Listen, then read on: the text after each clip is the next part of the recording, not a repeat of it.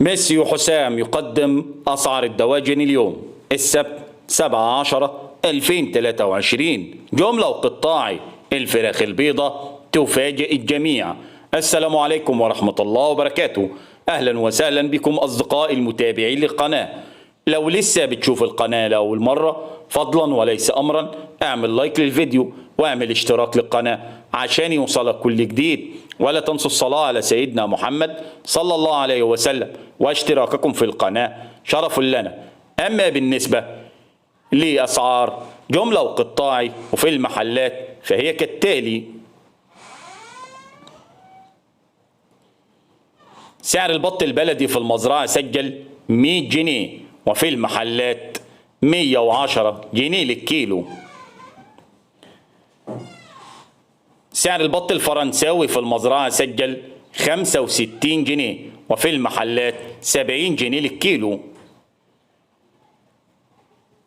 سعر البط المولار في المزرعة سجل 85 جنيه وفي المحلات 90 جنيه للكيلو. سعر البط المسكوفي في المزرعة سجل 95 جنيه وفي المحلات 105 جنيه للكيلو. سعر السمان في المزرعة سجل 50 جنيه وفي المحلات 60 جنيه للجوز. سعر الديك الروم الأبيض في المزرعة سجل 110 وفي المحلات 120 جنيه للكيلو. سعر الديك الروم البلد الأسمر في المزرعة سجل 120 جنيه وفي المحلات 130 جنيه. سعر الفراخ البيضة في المزرعة سجل 72 وسعر التنفيذ 71 وفي المحلات 78 جنيه للكيلو.